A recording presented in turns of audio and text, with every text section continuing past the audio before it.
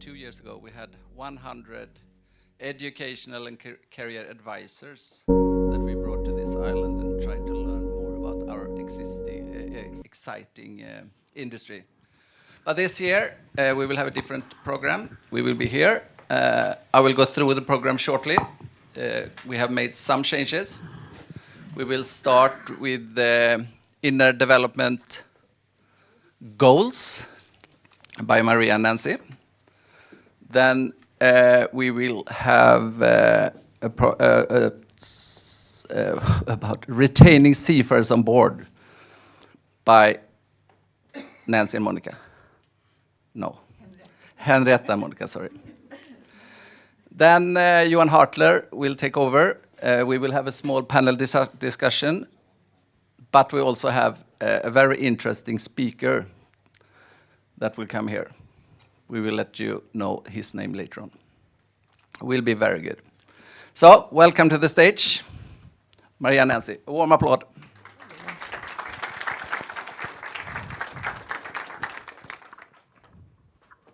Thank you. Everything will not be about complex challenges nowadays, of course. We still work with simple tasks on routine that we don't even have to think about.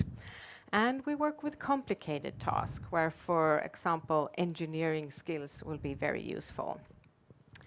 But with emerging technologies, climate change, and not to talk about the geopolitical landscape that we live in today, more and more of our challenges actually become complex. And we will come back to that later on in this session and talk more about complexity and what it is. But the skills in this framework that we have been asked to talk about today, the inner development goals, the IDGs, they are helpful in complex situations.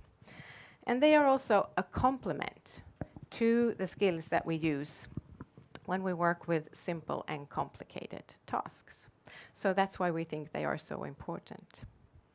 My name is Maria Holmberg. I'm the HR director at Stena AB. And my name is Nancy Nordenstad, and I work as Head of Learning Experience at Stena AB. Our owner, Dan Sten Olsson, is a very curious person, and he encourages all of us to be curious as well. And therefore, continuous learning is high on our agenda. And our job is to contribute to Stena being a successful company today and also in the future, of course, and increase the likelihood of all of us being ready for the future has to bring on. And since it's very, very hard to be ready for everything, it's just too much uncertainty in the future, we instead try to create a readiness for anything, a more open mindset. And curiosity and continuous learning and practicing the skills within the IGGs, the inner development goals, will help us create that readiness. Some of you may know something about Stena AB and the various business areas and departments that we have. Everything from ferry lines, properties, offshore drilling, shipping, and new businesses. People and culture is one of our departments, and that's where we belong. And we work to support and co-create and collaborate with all the companies and departments within Stena AB, of course. Our job is also with learning initiatives and behavioral change to close the gap between what we say is our values and our guiding principles and how we actually act and behave. And that's in business situations with customers and also with each other. And all of that to make sure that we can excel towards our full capacity. And since curiosity is a skill, let's practice it. We think it would be good for you to discuss, what are you curious about? You have chosen to come to this session here today. So what are you curious about? Please turn to someone, if possible, that you don't know, otherwise someone you know. Say hello and ask these questions and answer them. And we will give you 2 to 3 minutes to do that.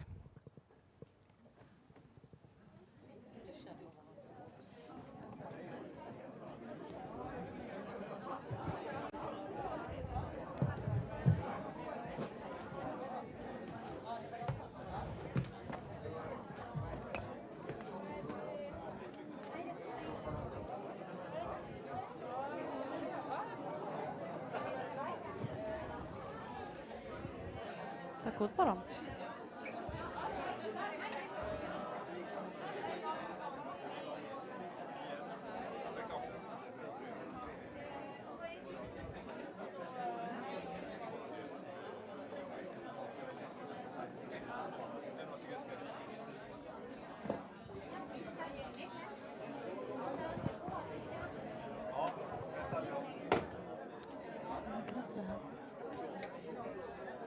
Jag har den där också.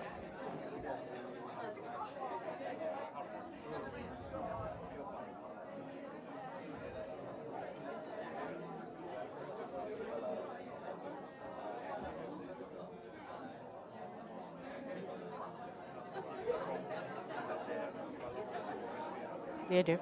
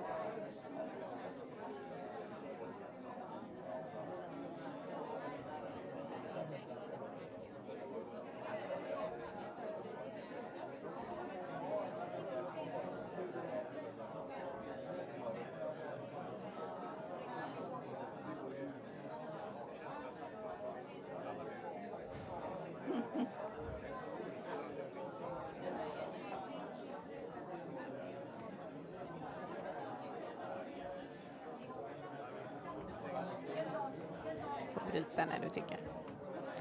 Okay.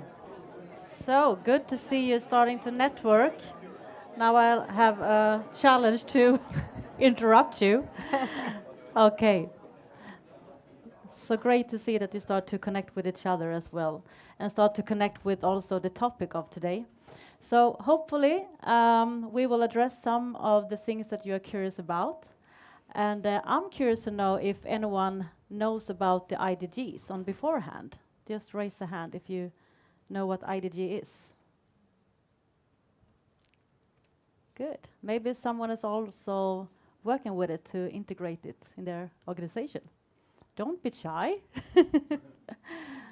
We just talked to the Port of Gothenburg that also experimenting on this. So this is an open source initiative, so we learn from each other as well. So we think that we will discuss this today. So we will touch upon what is the IDG, and that you will hear from our perception. And also why we have chosen to work with it at Stena, why it matters to us, and also a little bit of how we have approached that, how we try to integrate it. But let's start with some background about the what. What does this come from? So in 2015, the UN launched the Sustainable Development Goals. And as you know, hopefully, that we are not doing that progress that we were aiming for. So change isn't happened fast enough. And that was the starting point for the IDG, to see what is the missing piece, what are we missing on. We have technology, we have innovation, but there's something missing because we're not proceeding against these SDGs. So maybe something we as people do wrong. Maybe it's something we can do better together in order to address complex challenges. So that was the starting point for this initiative. So IDG is a foundation, a non-for-profit foundation, an open source that collect research and share science skill-based skill set. And the IDG is also a framework, and we will show the framework shortly. So when we say IDG, we often refer to the framework and not the foundation. But it's also a global movement. So this initiative that was launched 2021, then they launched the framework, has also expanded globally. So today there are 700 hubs across 19 countries. So to summarize, you can say that IDG is a foundation, it's a framework, and it's a global movement. And behind this initiative, and also it's ongoing, that's why I'm so eager to say that we learn from each other when working with it. So it's an ongoing process with co-creating partners.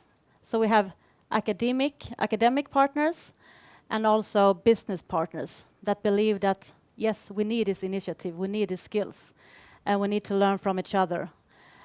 So for instance, you see Stena is one of the business partners, but also IKEA and Novartis, together with other companies supporting this initiative. And if we look to the academic side, maybe you know about Amy Edmondson and her research on psychological safety. She is also one of the academic partners standing behind this work, and also Robert Keegan and his theories about adult development. Peter Senge is another one from MIT, and his theories about system theory, how we shift systems. And from Sweden we have Emma Stenström, who is from the School of Economics in Stockholm. So there is a big co-creation around this initiative.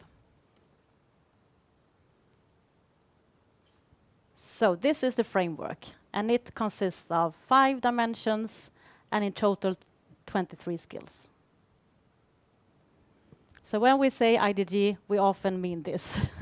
This is the framework, or the roadmap, or the toolbox. You can use different words to describe it. And I will just walk shortly through the framework to pass on some skills. As you see, it's a lot of skills, so we cannot touch upon everyone. But you can go into IDG's homepage to read more about this and also about the background of the initiative. Starting with being, the first dimension, relationship to self. So there we have skills like inner compass, integrity, authenticity, open and learning mindset, present skills, self-awareness. And when I ask Maria about what leadership skill is the most essential for our leaders, you always say Self-awareness. self-awareness. Always. So these skills are essential, maybe to start with as well. Then we have the thinking skills, cognitive skills. And when, for instance, I talk with our colleagues working with cybersecurity, critical thinking is key today in order to are ready for cyber attacks and so on. But we also have complexity awareness, perspective skills, how can we invite different stakeholders, and how can we have, disagreement that help us going forward. Sense making, how do we make sense of all the data we have today?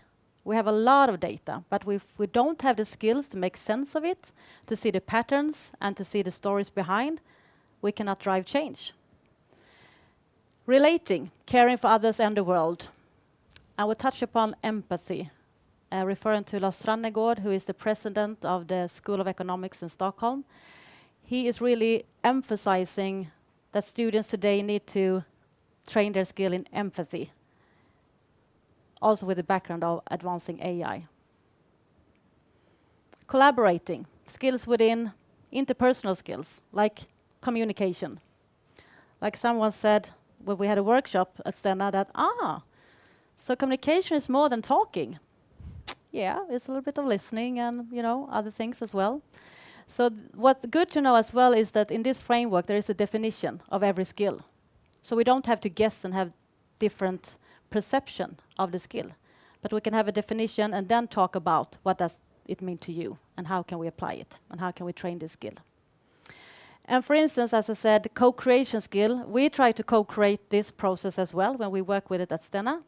So involving different voices, different perspectives, different target groups in order to understand how we can work with it and how it resonates with people. And also to involve people in the process so they will like to take ownership as well. Because if you're not involved, how can I take ownership of the outcome? So we want to really involve people. And then we have acting, driving change. And Maria will soon tell us a little bit about also our values at Stena, where innovation is one value. And then comes the creativity that is important to have for us, but also to be courageous, to step outside of the comfort zone and try new things, because that is also what complexity often demands, that we rethink and unlearn and do new things together. And it can seem maybe quite overwhelming. Okay, so I need to upskill on 23 skills in order to handle complexity. That's not how we view it. We think this as more as an invitation. You can look at it from an individual perspective. Where do I need to upskill? Where do I want to upskill? From my profession, where do I need to upskill? How much complexity do I need to navigate in my profession? Or is it quite simple? I do the same things I have done for 20 years. But maybe I need to collaborate with my colleagues so I can be better at communication skills. For a top leader, I would say all of these skills are quite needed today, navigating the world. But of course, we can also use it, and maybe it's more helpful to use it as a team map. If we look to these skills as a team, how can we succeed in our mission as a team? Where are our strengths? Where are our weak spots? Where can we develop? And also you can look at it from an organizational perspective. We have looked at Stena and looked at where are our strengths, and we are proud of our entrepreneurship, driving change, taking action. Maybe we should be more stronger with the being part, to just stay with the present and not take action. Ooh, that's uncomfortable. But that's an action as well, to not take action. So this is also how we use it, to spark our reflections and our dialogues within Stena.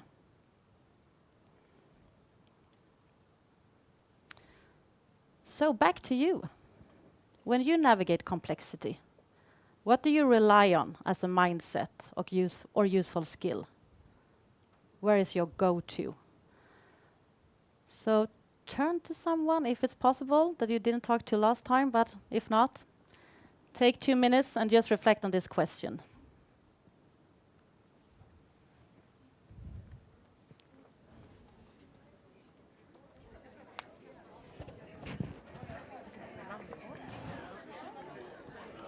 Jag har bara lagt ner dem här nu.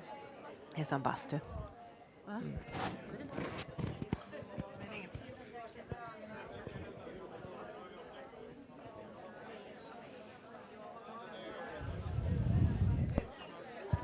glömde säga inte connected.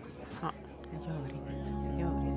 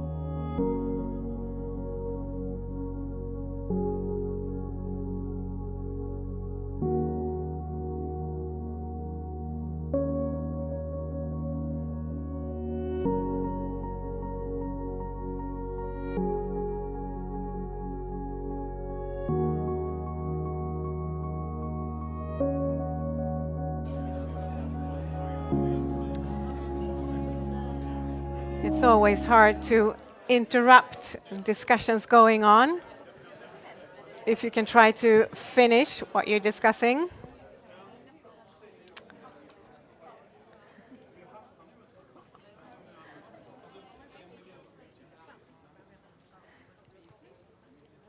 It's really nice. We're so curious. It's just so bad that we can't hear all of your discussions. Would be so interesting.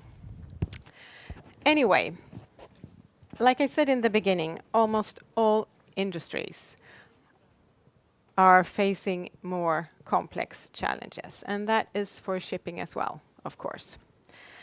And I think all of you are aware of the challenge around sustainability and future fuels. And there is really no simple answer to that question, and not always a logic for that change today. And if you compare that to previous changes, like the one from coal to oil, for example, oil was more energy efficient, it was cleaner, it led to faster transports and higher profits. And today there are just many options, like biofuels, methanol, LNG, electrification, and most of them are more expensive than what we have today. And all that leads to uncertainty, of course. And that is an example of a complex challenge that we have in our industry, in the shipping industry. And on top of that, we have war, trade war, emerging technologies, and more to come. And the IGG skills, the inner development goals, they will not solve this, of course. It's not the solution to the challenge. But what they do is that they strengthen our ability to stay in that uncomfortable situation and cope with it in a better way and make us take better decisions around that.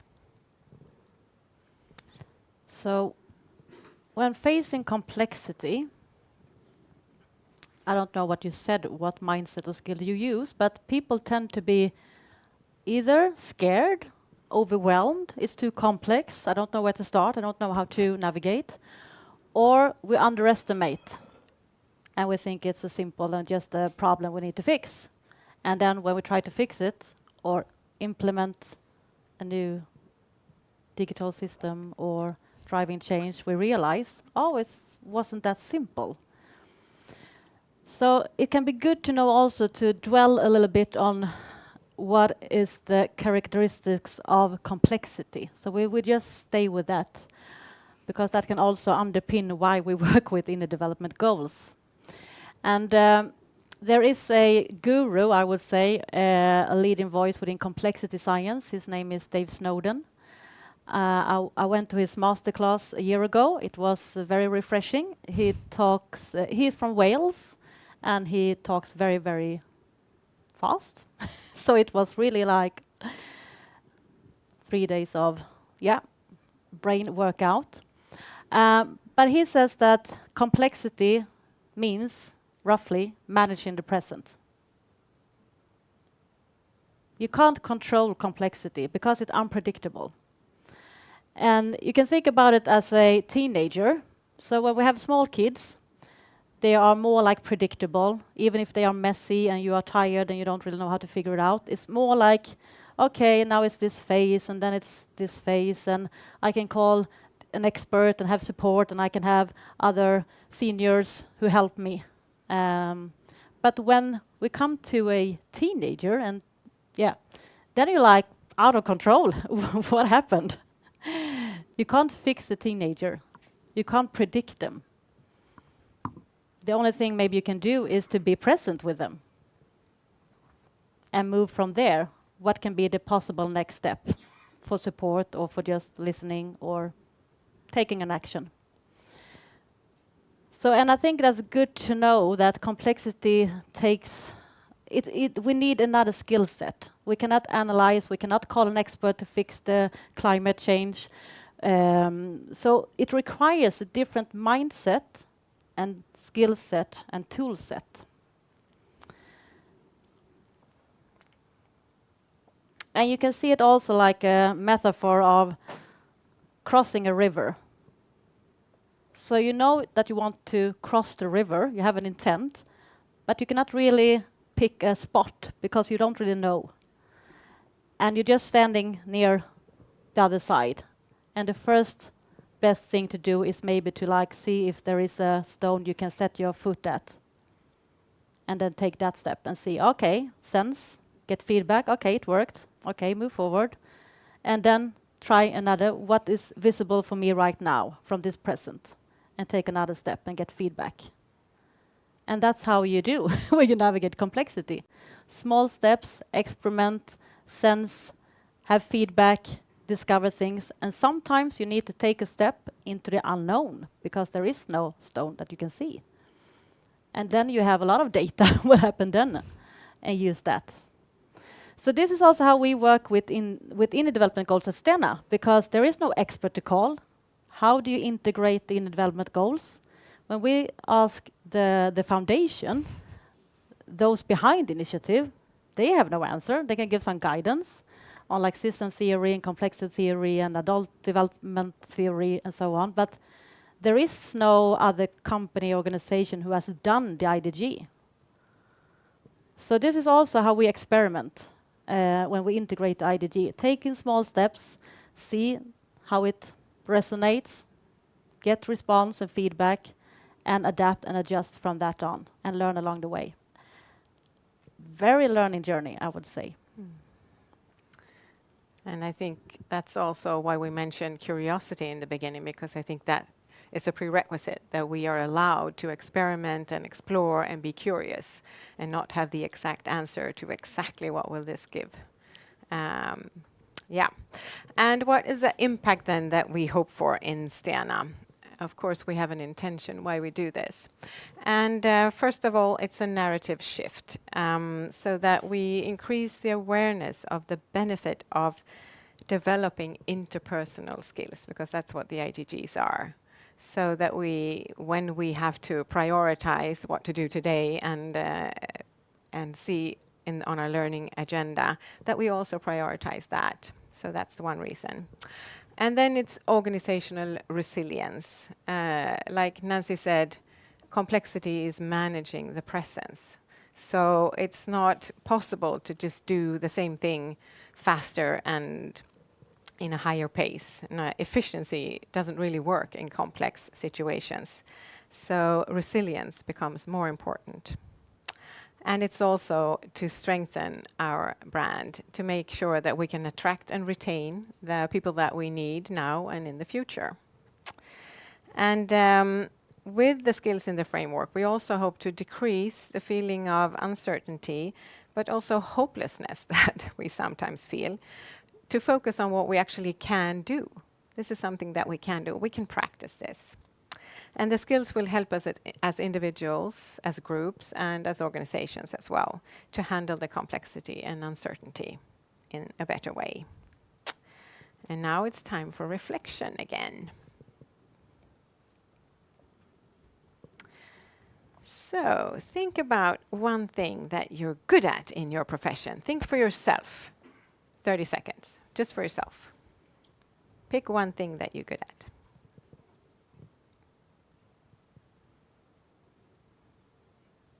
Hope you found something.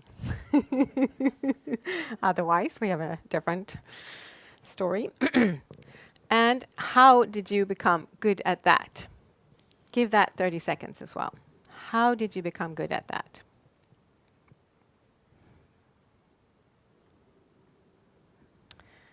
You can also reflect upon how long did it take to develop that skill. And now turn to a neighbor and share what you have been thinking about. And don't be shy. Don't be shy, exactly.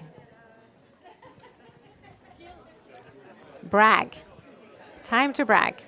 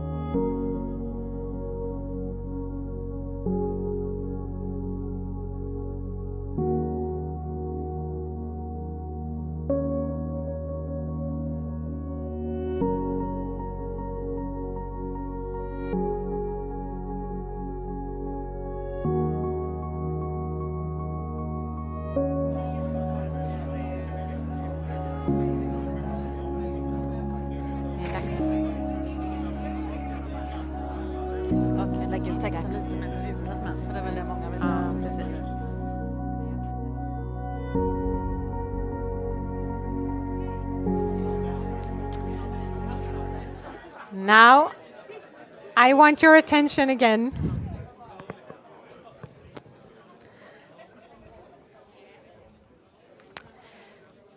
So now you have shared a skill that you're good at.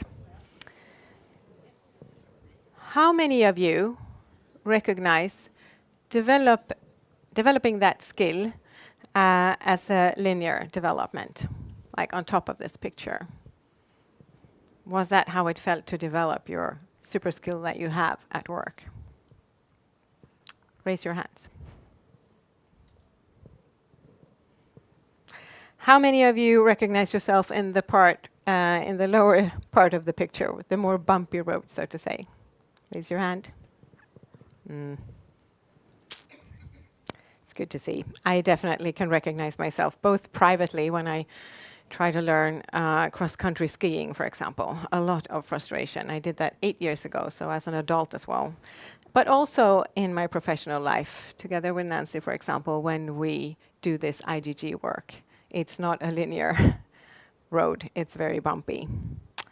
And this is actually the only way that you can gain, or at least the only way you can improve a skill.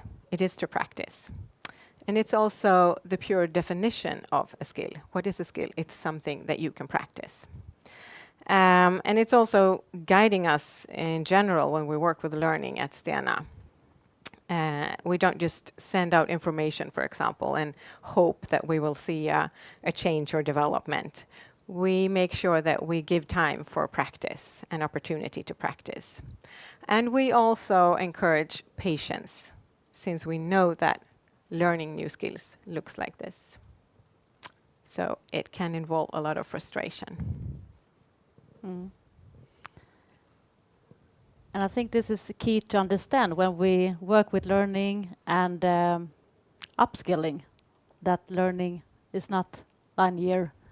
You don't send out information, or you don't just get the knowledge and then you know how to do. Just how you learn practical skills, but also interpersonal skills. It requires a lot of practice. So maybe the key question for us that we're trying to understand more is this. How do we go from individual growth that you saw in the learning model? Just to do that is quite complex, how you build skills for your own.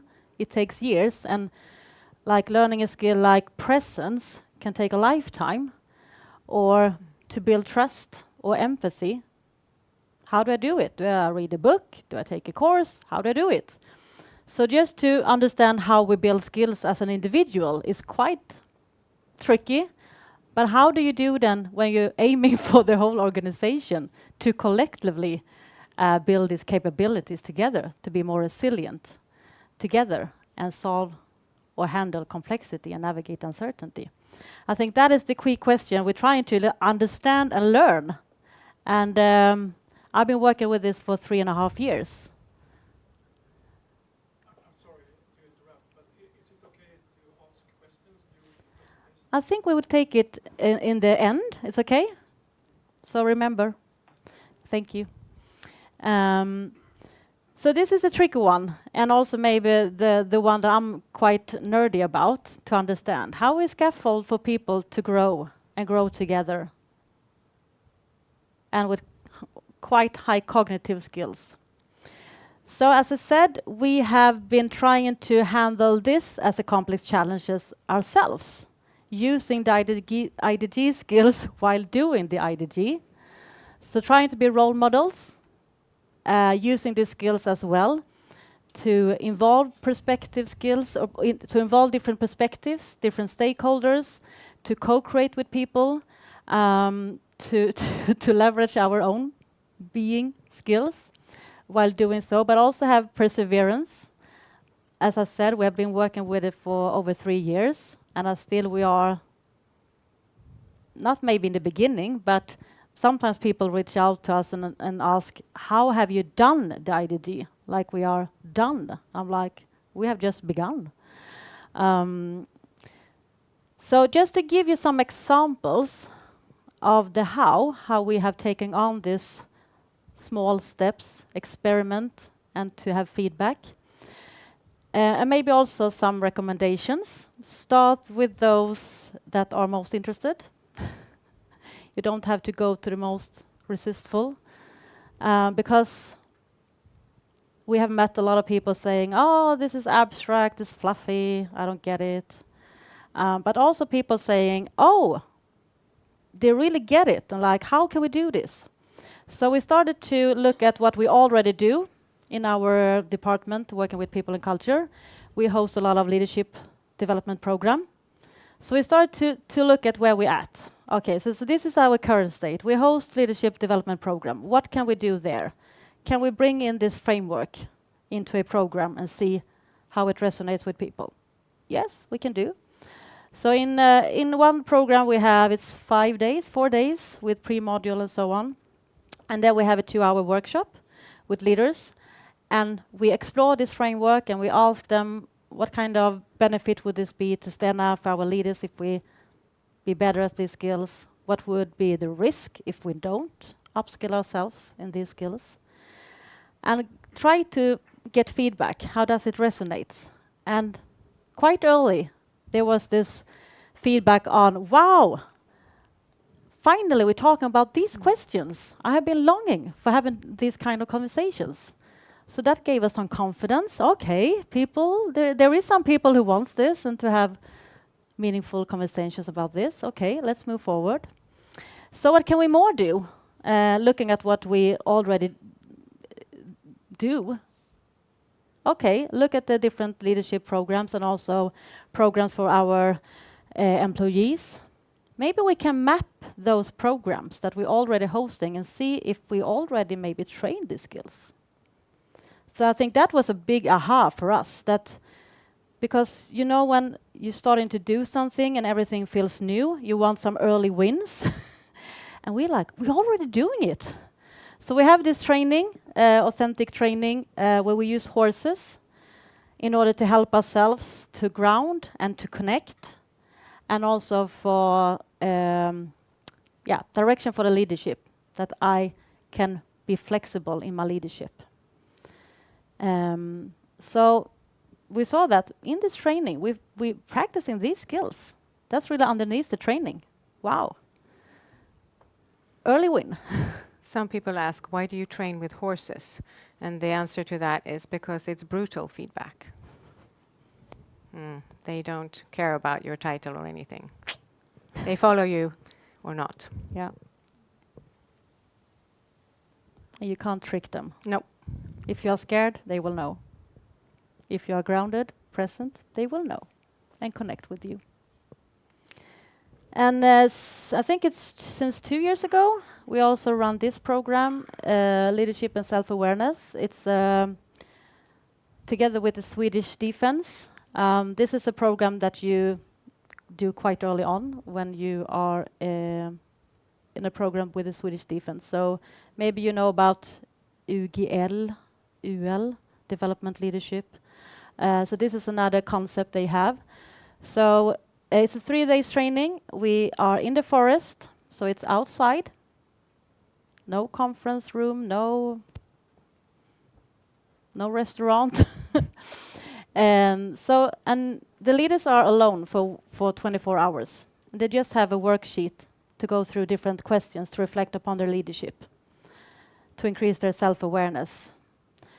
And then they are together in small groups during the other 24 hours and reflect together. And it's interesting because this training is a lot about reflecting, pausing, and increase your self-awareness and communication skills.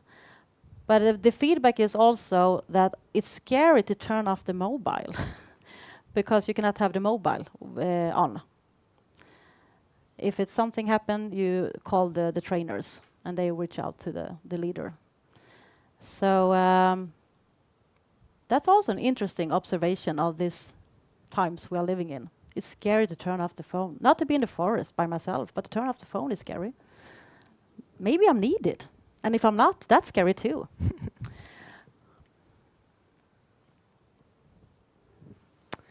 Yes, and in the beginning there was also a little bit of fear that, okay, so what happens to our values and the important things that we talk about in Stena when we implement the IDGs? So it was important for us to see that they could align with our values. And in Stena we say everyone is an individual, no one is a number. So that's how we want to treat our people and make sure that they feel that. And our core values, care, performance, innovation, is guiding us in everything that we do. And when we started to dive into the IDGs, we could actually see that they were supporting our values and also a support to our ambition to be a positive force in society. Of course, also connected to the SDGs. And some examples of how everything is connected to our values is, for example, like Nancy said before, creativity from the acting dimension supports innovation. And co-creation from the collaboration dimension supports performance. And my favorite one, self-awareness from the being dimension really supports care. And if you ask our owner, care is our absolutely most important value. And I think he also said many times that's the one he's most proud of that we implemented in Stena.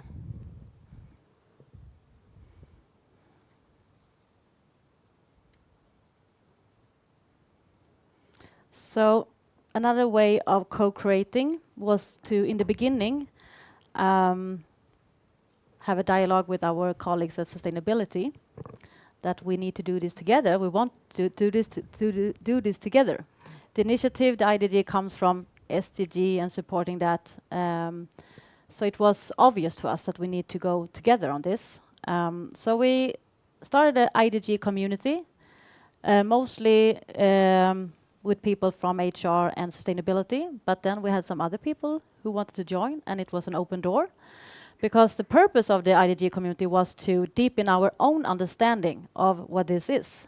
If we're going to take a step out and talk about this, we should be grounded in why we think we should work with IDG before we start to shout it out. So one and a half year, I would say, we met and invite also different people to give us some knowledge about different perspectives, like innovation.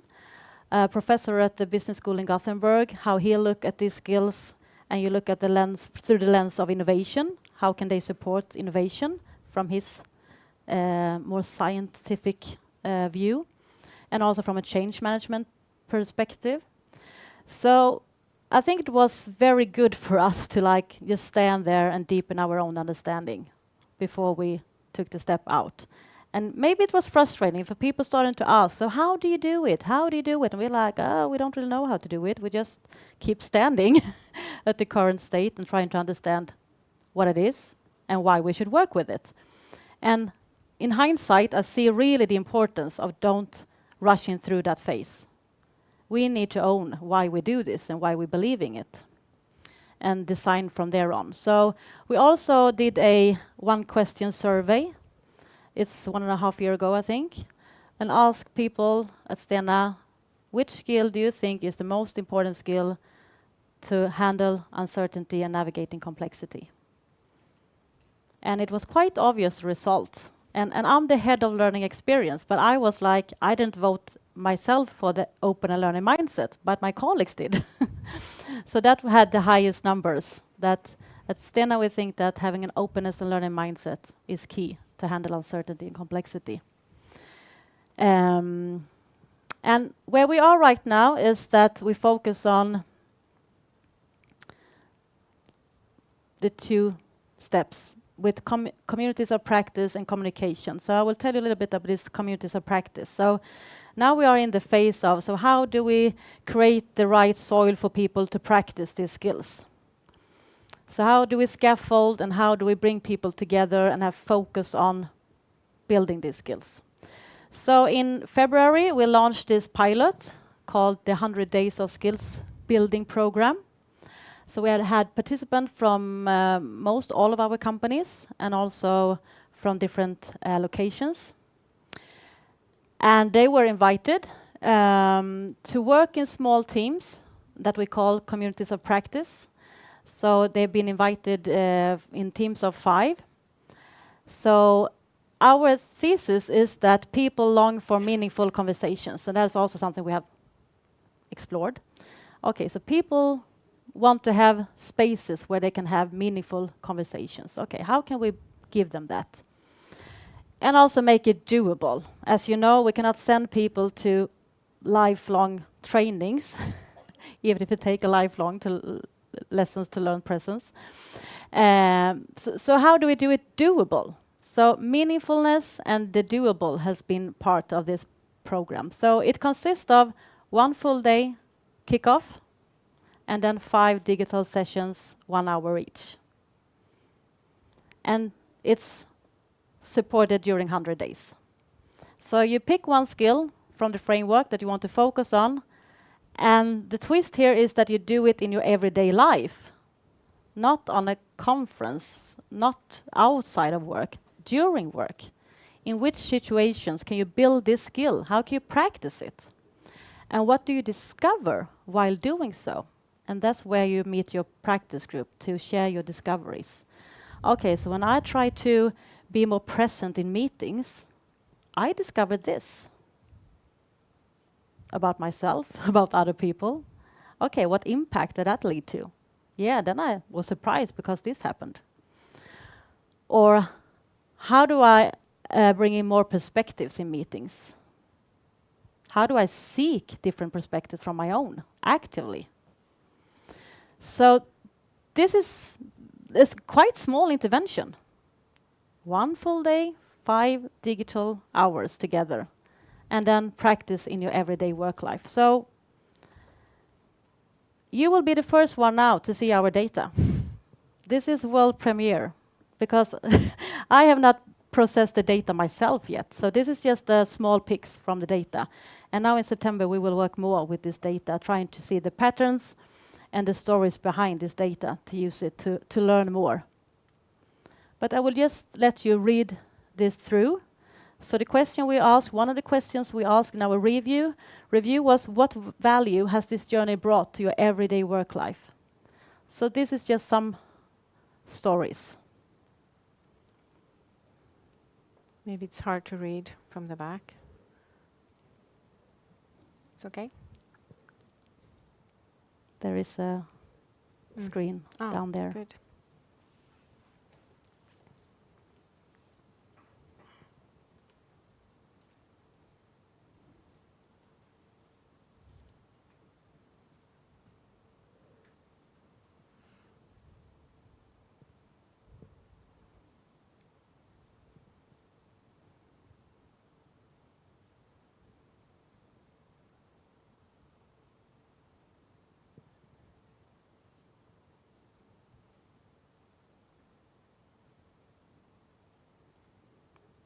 And on Thursday, we will kick off our second run of our pilot to gather more data to more understand what we're doing here and what's working and build on that. And then we also will collaborate with a PhD candidate to help us also share those insights to others. And what we also saw besides this effect was that there was a great side effect that several people got back to in the review. That was that they had increased their level of reflection. And we didn't, of course, they reflect together, but there is no skill in the framework that's called reflection. So a good side effect, people started to reflect. And talking about reflection. Yes. Now it's time for the last reflection. And now we want you to think about this session. Was there anything that surprised you? Or anything that you did discover? Think about it for a few seconds and share with someone. Maybe 3 people now, if you can find 2 more people and in trios. And if it also arises some question you want to ask, then it's a good opportunity after this reflection to raise the questions and see if we can explore on them and expand on them.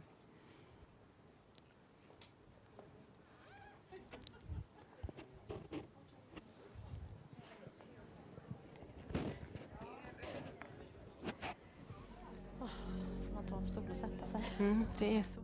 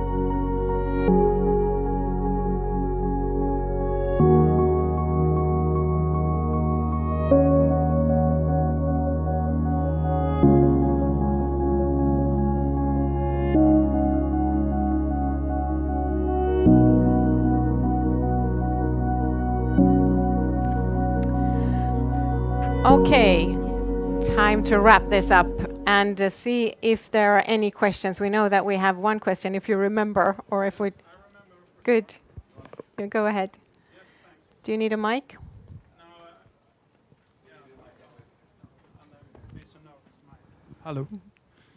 Yes, I have a question. What was the spark to ignite this in Steinaland? And what was the objectives and the goal, and also the expected result? Because I think this is a huge, effort, and also it concerning the whole organization. That's a huge task. Thanks. It is. Many questions in one. The first Yeah. one. I'm sorry. I'm sorry. for that, but No problem. I couldn't hold myself. No, that's good. The first one, the spark, I remember very well. Nancy was showing me a movie from the Inner Development Goals Foundation, and they were referring to the SDGs and how what's the missing piece. And we could immediately see that the SDGs, they are a complex challenge, but we are also facing a lot of challenges. And how they explain that these skills will equip us better. That was so new, and it was so many well-known and, for me, people that I admired from universities, and it was just something that I thought, wow, we really need to try this, because if it works, we will be steps ahead of a lot of other companies and a lot of other institutions. So that was one question, and the other question was the objectives. Yeah.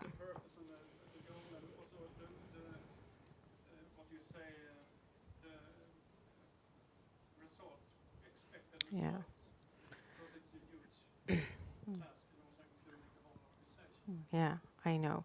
And we're not doing it, like Nancy has been saying, we're not doing the IDGs for everyone at the same time. We have had different target group, and very early on it was important, of course, to have our owner, top executives on board, so they know what we are doing, but we can't engage everyone at the same time. So during this phase, we have had engaged people that are forward-leaning and that are interested, and maybe the easiest one to work with, and we have explored what can that give. And at the same time, when we were mapping our existing trainings and saw that we actually do train a lot of these skills, we can also see the progress that a lot of managers now have many of these skills and are better in using all these skills, or some of them at least, and it has an effect. And it's just very. Sometimes we say if we can't measure it, we shouldn't do it. But I'm a behavioral scientist, so I think there is at least a small part left over what we can measure that we can do, something that we strongly believe in. We can't measure curiosity. Don really wants us to be curious. He also wants us to reflect. How do we measure that? Well, we really can't, but we can still drive it as an objective and communicate it and come back to it and give the opportunity for training to develop the skills. But the big objective is to make Stena ready for the future and take Stena into the future. Make sure that we are one of the few companies that live past 100 years, that we will soon be. And also have in experience of referring to Don about our core value of care, that he says for himself that it took 10 years for us to understand care and what it really entails. So I think also for us to have that support that we can try things out, we are allowed to experiment, we are allowed to believe in things and not have that, what's the result, because it's long-term visioning. And also knowing with care, and you have worked a lot with Stena Property, that care and working with, you know this better? Relationship management, which started off as something that we struggled for 10 years. I used to work at Stena Property to measure. And with some help, we finally managed a way to measure it. But now it's a huge business success. And that's down to Don allowing us to believe in something that we really think is good for the business without the exact numbers. So this is really within that area. But always, of course, with the ambition to make Stena better and equip us with better skills. Yeah, it's a very nice and good toolbox. Mm. And I believe that you can actually measure awareness. Mm. If you have a Yeah. management level who has a better awareness, you can make changes quicker. If we have a management level that have a higher awareness, we can make change quicker. Yes, absolutely. Good, thank you. Any other questions or reflections you just want to share with us, how this resonates with you? I have a question. Yes? Does this also include the seafarers? Yeah. Absolutely. So we have, in the pilot of the 100 days of skills building program, we had 2 captains and 1 first engineer. And I know if you listen to, they work at Stena Vinga, and they talked earlier on in the big tent over down there. So yeah, and we also want to experiment to do this on 1 vessel, to build that on a vessel. But that's, yeah, we're aiming for it, but we don't really know when we will be able to do it. But of course, of course. Yeah. I was wondering, you have heard the sentence, it's very hard to learn an old dog to sit. And because that, I was wondering, have you seen any problem for the older seafarers, for example, to take this to inflection? No, I think the resistance part comes not from an age perspective. I would say more like if you're not so, you're more educated in like problem solving, problem fixing. Also this liner, how do we measure the progress? I was talking at the business school here in Gothenburg, and the students was like, how do you measure it? Like, it's so obvious I get this question here, because you think everything needs to be measured and to be like return of investment. We believe this will be a return of investment from many perspectives. So the resistance, I would say more that you are new with this kind of thinking, and we are not talking so much of how we should have a skill set for navigating complexity and uncertainty, and how does it apply to my role in my professional. some professionals, maybe there is no such a thing that navigate complexity. I just do the routine work.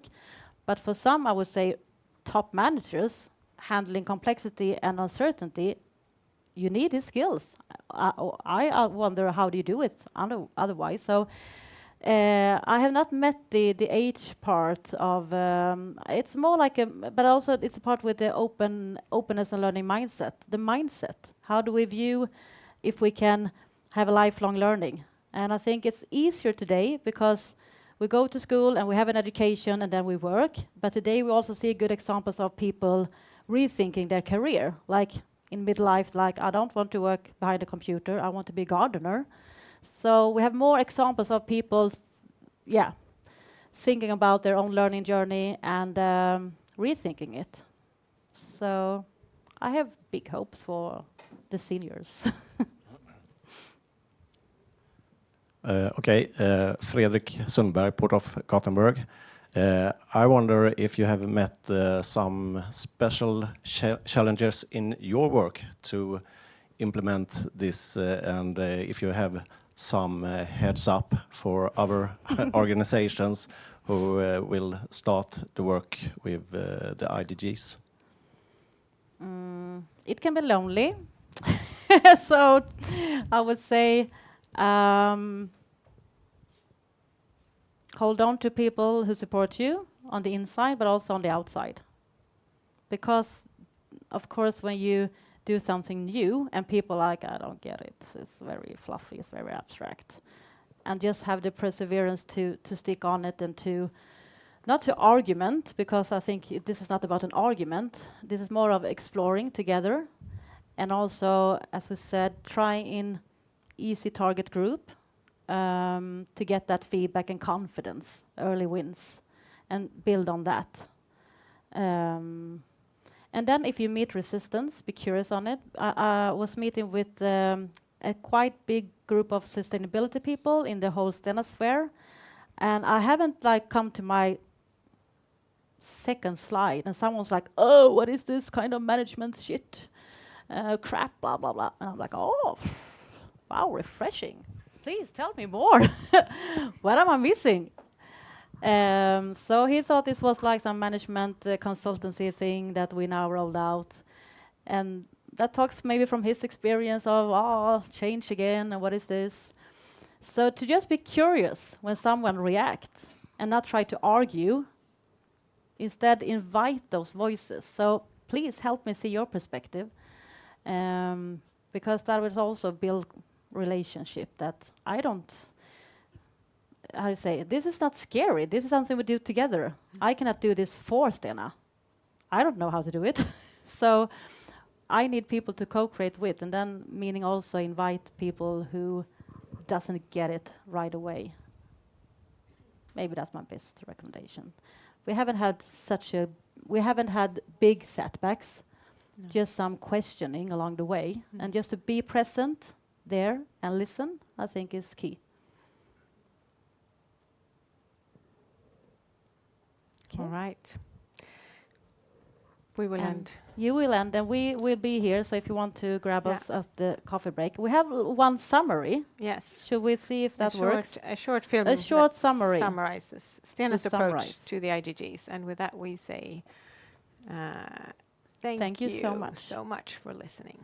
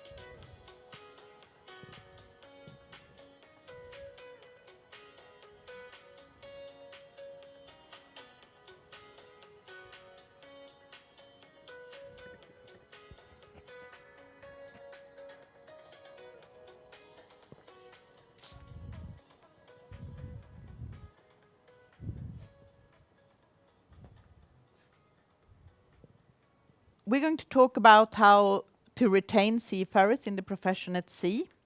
And listening to the previous presentation about how Stena is working and how they implement things is very, very interesting, especially for us that comes from a research perspective. So we're going to get a bit of a broader picture, but you will see on several places in the presentation that they are actually meeting and they're touching each other. So the study, it's a 3-year program funded by the Swedish Transport Administration. And it's myself, Associate Professor Henriette Wallén-Warner, who's doing this research together with Monica Lund. And she's from Chalmers, and I'm from the Swedish National Road and Transport Research Institute. I love our short name, it's really catchy. And I confess straight away that I'm actually quite new in research, the maritime research. I've been working with road safety and how to behave on roads, whether you sit in a car or on a bicycle or so on, for 25 years, but I've only been doing maritime research for a bit over 1 year. So I hope to learn lots from all of you. Also, I don't have a background being at sea. I come from a maritime family and I was at sea as a kid, but not as a grown-up. But luckily I have Monica to lean on, as she's actually been working for more than 10 years at sea. So, the background, which I'm sure you're all aware of, is the shortage of personnel in the shipping industry. We have the problem in Sweden, but it's also a global problem. And one of the industry's major challenges would actually be retaining seafarers in the profession at sea. Of course, we need to recruit new seafarers, but if we recruit them and they never even start working at sea, or they start working but leaving and going ashore just over a few years, we will still have the problem over and over again. So this research program actually focuses on retaining them in the profession at sea.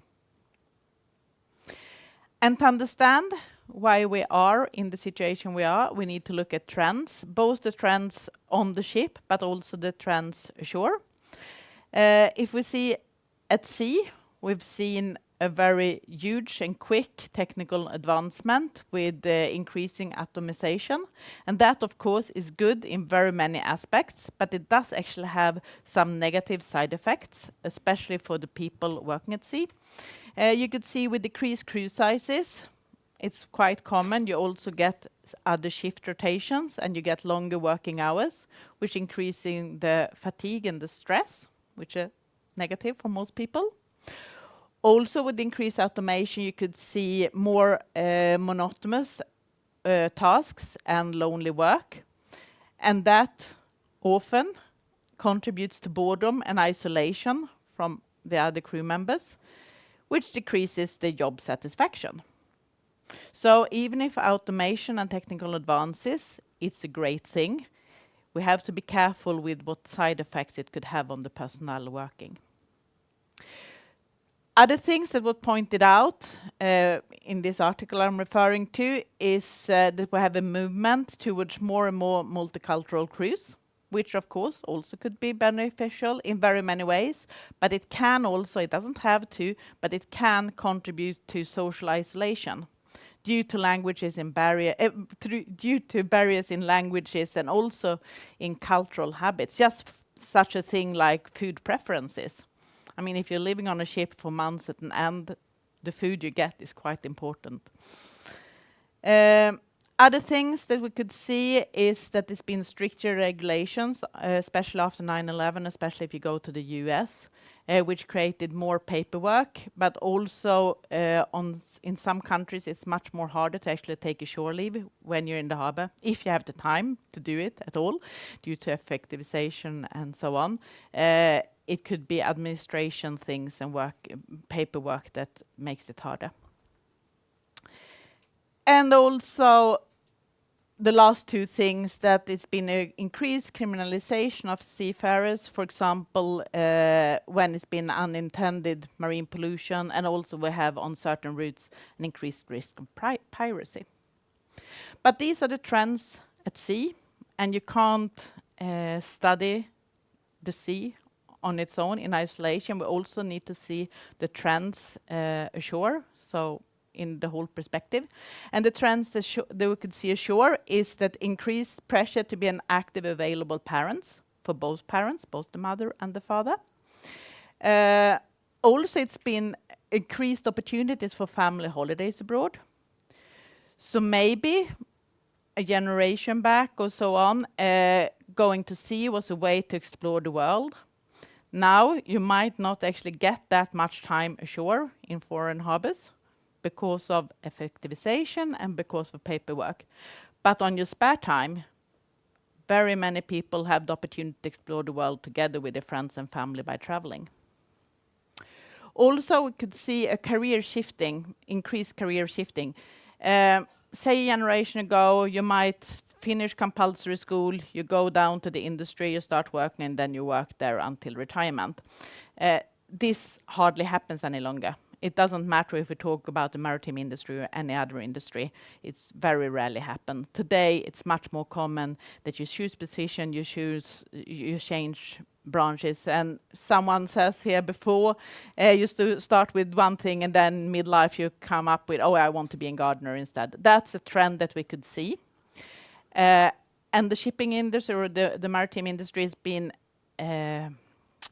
maybe a bit slow on following that trend. It's not that easy to change between different positions. It's not that easy to work ashore for a few years and then go back to work at sea because you have certificates that doesn't apply any longer and so on. And also we could see an increased job opportunities for seafarers ashore, especially people working in the catering department or the engineering rooms. And with the increased shifting, career shifting, and if you have the opportunity, okay, I get another job, it's more likely that you actually move ashore. So what we wanted to see as a background for the whole program was to see, okay, what does the literature say? What are the factors that make it easy to stay a whole career at sea? And what are the factors that makes it hard to see? So the aim was to increase the knowledge of factors that facilitate, but also those that make it more difficult for seafarers to pursue a lifelong career at sea. And this was actually founded by the Lighthouse in Sweden. And of the ones of you who could read Swedish, there's a report that you could look at their homepage. If we start with the international results, we could see a huge geographic and ethnic stratification, where seafarers from Southeast Asia,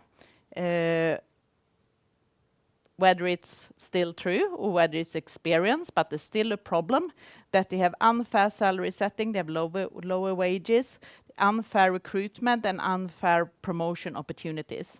So those were the things that make it hard for them to actually stay. What made it easier was if they worked for companies that had a positive organization culture. I don't know if you listened to, but on the safety meet earlier today, they had some really interesting presentation about organization culture. And that was the one, those were the factor that came up and said, okay, if work in a company with a good organization culture, we're more likely to stay. So then if you look at seafarers in general, regardless of which country they come from, we could see things that makes it easier to stay a whole career is if you have financial benefits, if you have shorter periods at sea, job satisfaction, strong cohesion on board, and desire for promotion. So quite a few says, well, we stay until I become a captain or chief engineer or overintendent. Yes, you make the career, but then when you reach that stage and there's nowhere else to go, then where you leave and go ashore. But as you could see, some of these are hard values, like if you have a good salary or not. But what comes up over and over again is more the soft aspects, like job satisfaction, and that you actually enjoy living at sea and enjoy your colleagues at sea. Some impeding factors, I think this has been the same all over the world forever. Isolation from family and friends. Hard to do something about when you're working abroad for longer periods, but that's something that comes up over and over again. And then poor working conditions, when you feel you have poor working conditions, you're more likely to actually leave your job. And that's probably the same no matter what industry you're in. Also, because we live in Sweden and are funded by a Sweden agency, we also looked just at Swedish answers. And there you could see even more these more soft and abstract values. Things that made people stay was that they enjoyed their work, they had good colleagues, and they had good employment conditions. Impeding factors again, isolation from family, friends, high workload, lack of career opportunities. Here it comes again. It's quite a formal and clear path up to reach captain or chief engineer. But when you reach that, that's not really anywhere else to go. That's the top. And if you do that early, what are you aiming for the rest of your career? Bullying, harassment was something that come up. I know there's been several initiatives working to fight this, but there's still a problem, at least in some areas. Also something that came up was poor internship, where it applies for cadets if they're out. That some actually quit already before they start a career. They go on education, they have the time on board, they get a bad experience, and they quit their education and doesn't even try working at sea. So building on this literature review, we did a survey, because a literature review only shows how it's been in the past and possibly how it's at the moment. But we want to know how will the future be, because we need to prepare and plan for the future. And the future is in today's students. Those are the ones that are going to work at sea in the future. So we asked them, the aim was to examine the maritime students' expectation of the future professional life at sea. So we sent the questionnaire to our 2 universities, Chalmers and Linné universities, that has officer education, and to the 6 different A-level schools that has marine educations, including those that has education for adults in the machine room and in the catering departments. Because our underlying thought was that if there's too big mismatch between what they expect and the reality they face when they start working, then, well, of course, if the mismatch is positive, if they get much higher salaries than they expect, well, then they will be happy and maybe stay longer. But the risk is, of course, that it's a mismatch, they get disappointed. This was not what we expected. And then they will not stay. So that's why we're interested in finding out what are their expectations. And next steps, which I haven't done yet, so we can't actually present it, but next step would actually be to interview and to send a survey to people working today to see how they fit with the expectations of the students. But if we go back or forward to see the students' expectations, well, here first you see who they were. We had 143 students completing the questionnaire, and there was both officers and ratings, both from deck engine and ratings also from catering. Mostly men, not surprisingly, considering the industry we're in. 106 men, 33 women, and 4 other or not wanting to say. And age span was between 16 and 52, with an average age of 23. And the huge age span is explained by the fact that we actually included those that's gone on adult educations. We all started with asking them some background questions. So where do you want to work? And here you see the majority want to sail all over the world, with sailing in Europe on 2nd place. So probably this with exploring the world is still one of the reasons you choose to actually even start this career. Then we asked them, how long do you plan to stay in your profession? Obviously, this is students. This is how they vision the future. When they come out, the reality might be different. They might change their plans. But to start with, what are their plans. And here you could see around half of them say, well, I'm planning to stay until retirement. And I think that's actually quite positive. As I said before, we had an increased career shifting in the whole society. So very, very few people stay in the same profession during their whole career or during their whole working life. Lots of people changing. But here we have at least half says that, well, I'm planning to stay in this profession until retirement. And again, what I was talking about before, 20% actually said that they're planning to stay until they're captain or chief engineer. So here you have this, well, I want to do a career, but when I reach the top of the ladder, well, maybe I rethink and do something else.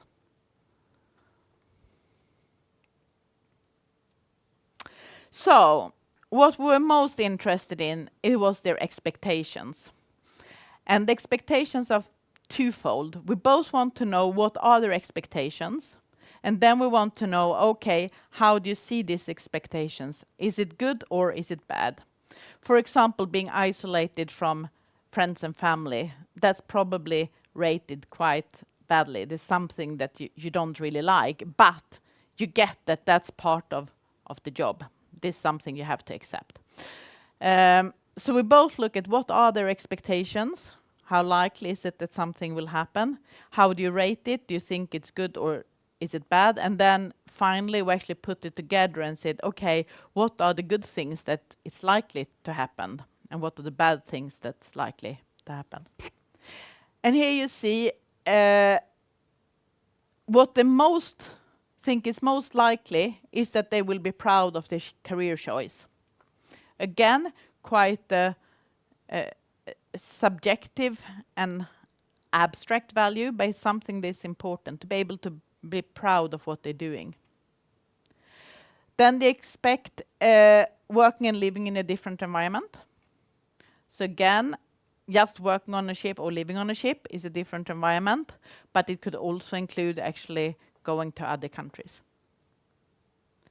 And then they expect having long working hours. So they say nothing about whether it's good or bad here, it's just what are their expectations. What they don't expect having to experience bullying and harassment. They don't expect short periods at sea. They realize that if they want to sail the world, which the majority wanted to do, they won't be that short periods of time. They have to be at sea for a certain amount of time. Can I ask you something? Are you mean Yeah. at sea or on board? On board. Yeah, sorry. Yes.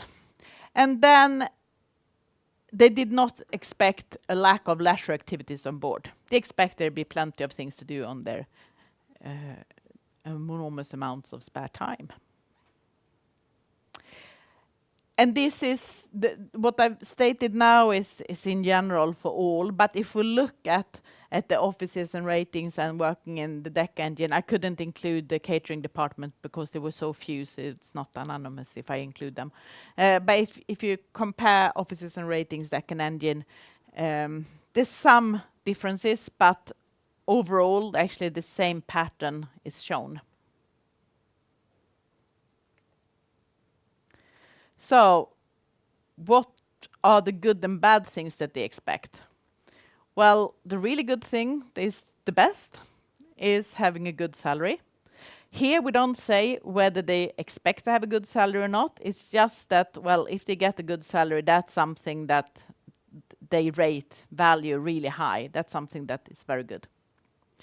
Also, having the opportunity to visit new countries come very high. And this again is important because if it makes it difficult to visit other countries or to go ashore where you're in the harbor because of paperwork or because you have to work all the time, you're actually in the harbor or whatever, that's something that is seen as something very negative. Also, what's seen third place, the best, is having the opportunity for personal development. And I think that's very interesting considering the presentation we just heard, because that's all about personal development, both in the professional life, but obviously will spill over on private life as well.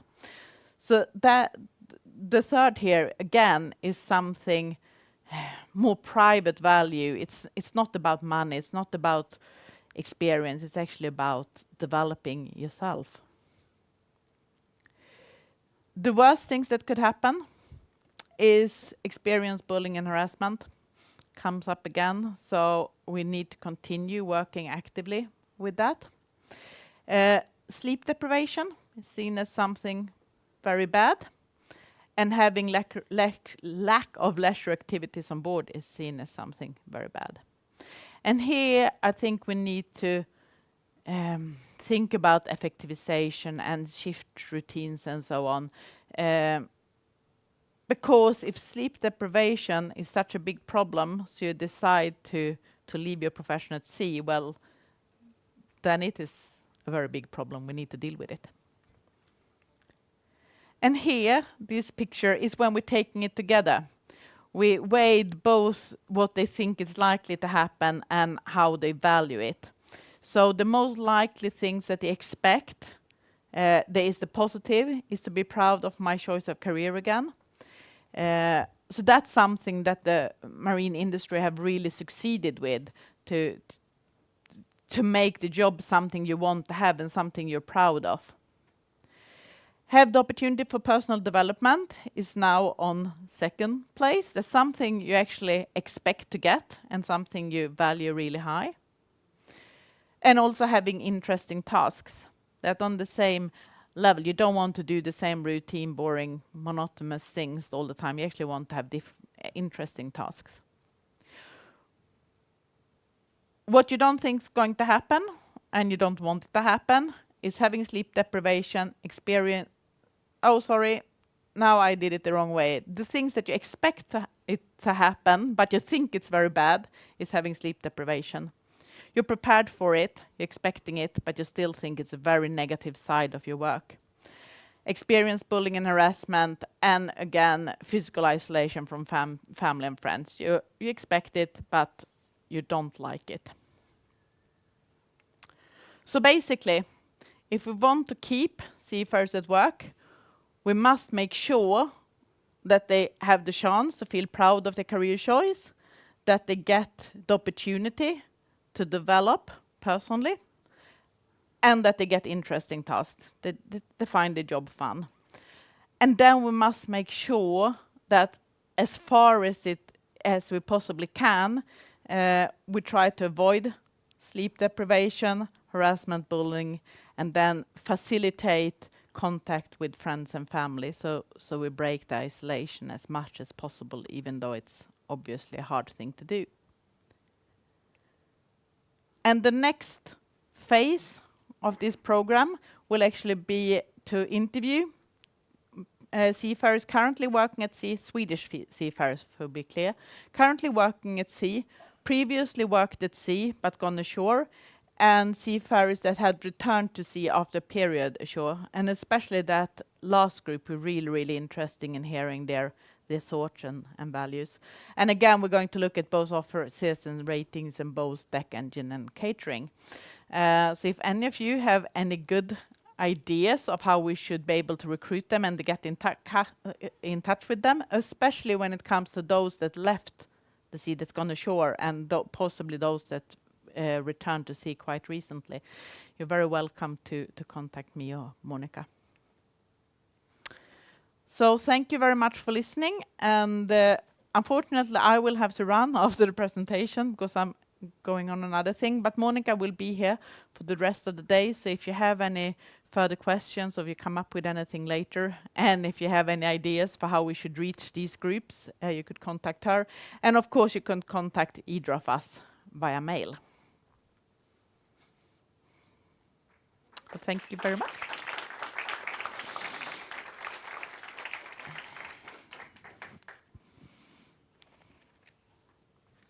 Yes, Johan is the next one coming up on stage. No. Sorry.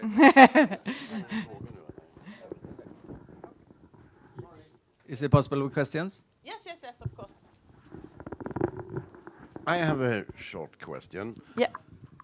I was wondering, I maybe I missed it, but I couldn't see that As far as I know, I'm Lennart Jonsson, the CIO in Swedish Maritime Officer Association.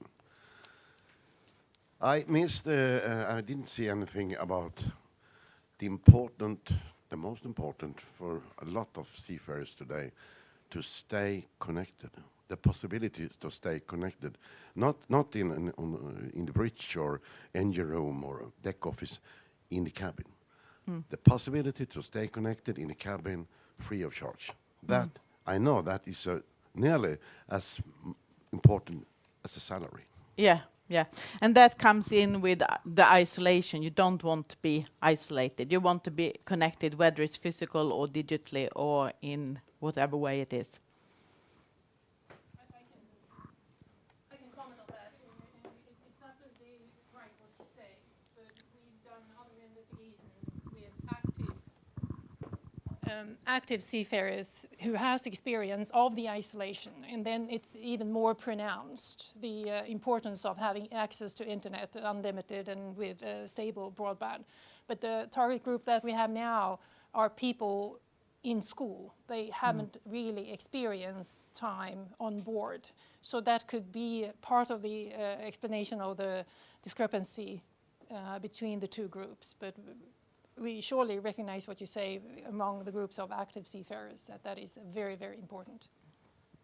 Considering the fact that people got scared if they have to turn off the mobile phone, maybe the students didn't even consider not having, not being connected.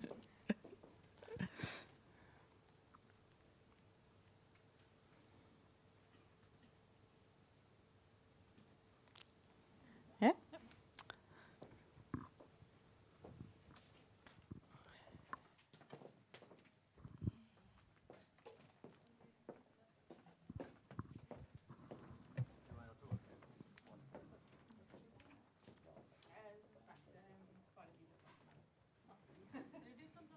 Nu är det jag som pratar. Jag tar du lite grann.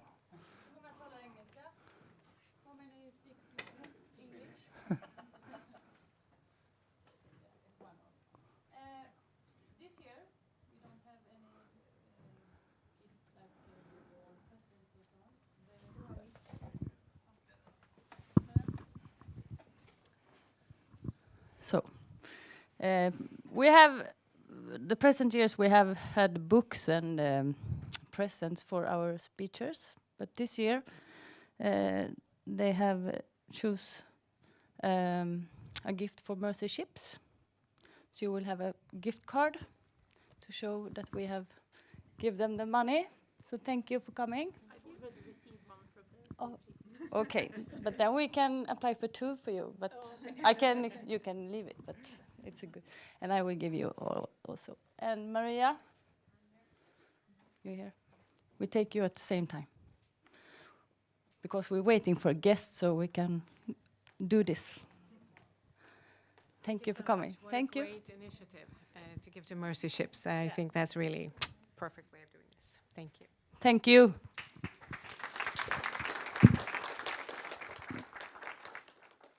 So I'm happy to welcome you to a panel discussion on how to attract current and future generations of seafarers. My name is Johan Hartler, and I will be the moderator for this conversation. In my everyday life, I work at the Swedish Shipowner Associations with expert field competence and manning. The issue of attracting current and future generations of seafarers is a topical issue when we meet with the Swedish shipowners' different working groups. Today, it is a real challenge for our member shipping companies to find people with the right skill for their ships, both within and outside Sweden and Europe. The supply of the right staff is one of the most important issues for the shipping for the future. As it was said during the COVID-19 pandemic, no seafarers, no shipping. We will first listening to an open speech by Thomas Kasakos, Secretary General of ICS, International Chamber of Shipping. After that, we will have a small panel discussion with a few questions. And in the panel discussion, I will be happy to welcome up Christer Bruzelius, Chair of the Competence Committee with the Swedish Ship Owners, and also Dennis Johansson, Personal Manager at Wallenius Marine. But first off, warm welcome to Thomas Kazakos, Secretary General of ICS.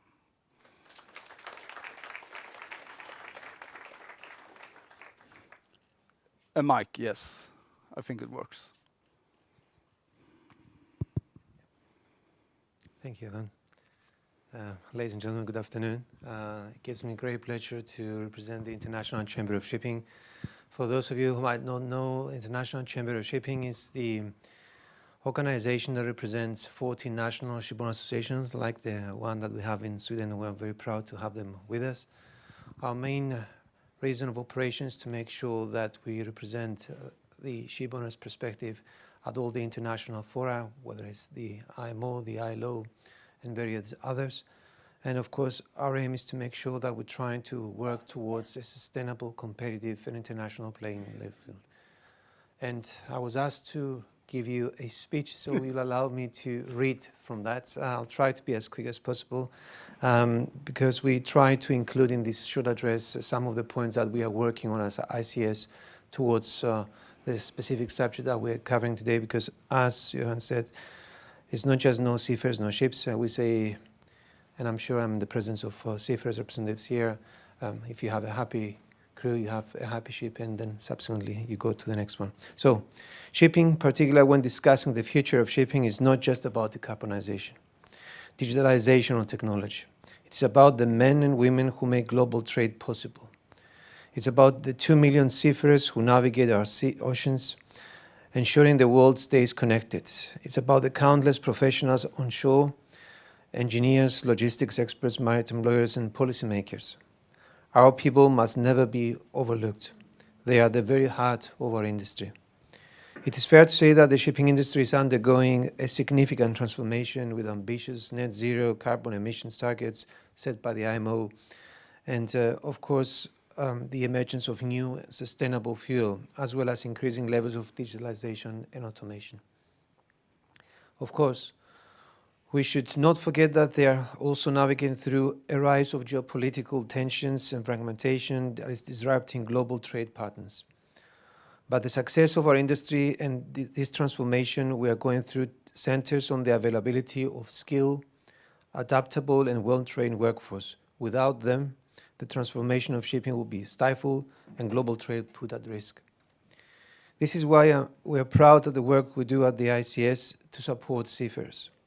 In April, governments, ship owners, and unions met in Geneva at the ILO Special Tripartite Committee on the Maritime Labour Convention to review and adapt crucial updates that reflect the evolving needs of seafarers and the maritime industry. Key amendments to the MLC aim to improve the conditions for seafarers on board ships, and the MLC updates are set to enter into effect in 2027. Some of those key outcomes agreed were provisions for seafarers to be designated as key workers, strengthening requirements for seafarers' repatriation, ensuring visa-free shore leave, and enhanced protections against bullying and harassment. I was listening to the previous presentation, and I think that was very much matches these targets.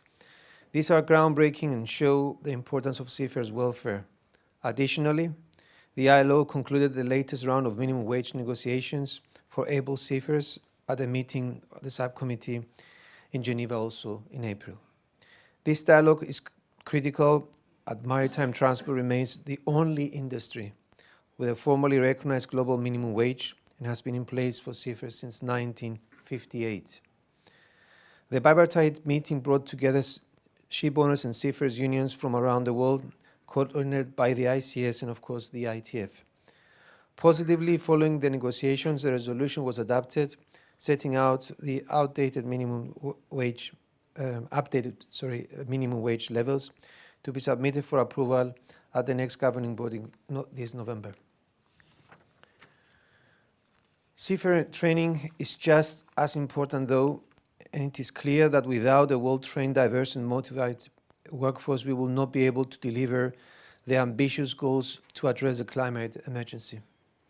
Studies estimate that a significant number of seafarers will need additional training to handle alternative fuel safety. At COP26 in Glasgow, the ICS, the IMO, the ILO, and the ITF launched what we now call the Maritime Just Transition Task Force to ensure that the need to support our people in the green transition is not forgotten, and to encourage governments to prioritize seafaring when planning their investment in training. This task force aims to unite governments, maritime workers' unions, and the shipping industry to pursue a fair and equitable green transition in shipping. These global initiatives are vital, but we can do more. We need direct action from companies, training institutions, and of course governments. This means strengthening maritime education and ensuring it remains fit for purpose. And it was a great result when the IMO committed to revise the STCW Convention to make sure that it remains fit for purpose. Since the Manila amendments that came into force in 2012, there have been several technological and social advancements, and at a much faster pace than ever before. So we hope to see the review completed soon to make sure that the convention can stay relevant in light of changing technologies. We also have a significant challenge in recruiting and retaining seafarers. The study before has also pointed out some very good factors. Something that I know that Sweden sees as vital to the health of our industry, and it's also a key focus on our work at the ICS. By 2026, the shipping industry will need an additional 90,000 seafarers just to keep trade moving.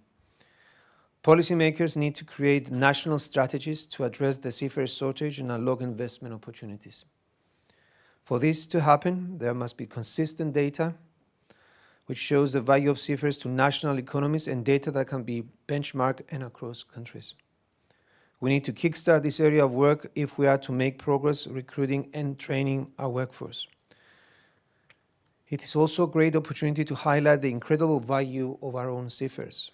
Employers, unions, and governments have an opportunity here to redefine the social contract for seafarers and create a career that offers opportunities for growth, accommodating for changes in life circumstances, and taking up roles on shore.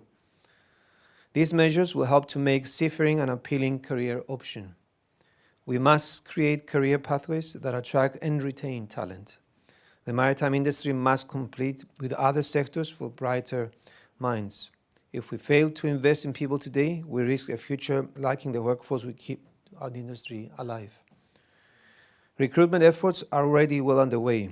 We ourselves launched a global campaign to recruit more people to a career in seafaring in June 2023 with a video titled Adventurous Spirit, and also a second film showing life onshore titled Life After Sea in June 2024.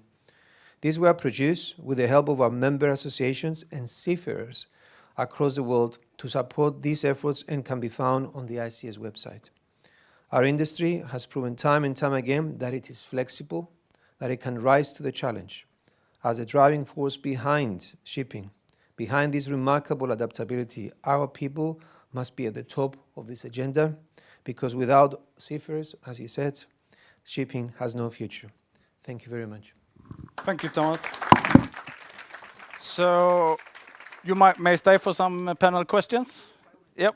So then I will welcome Christer Bruzelius, Chair of the Competence Committee at the Swedish Shipowners, and also Dennis, Personal Manager at Wallenius Marine, up to the stage.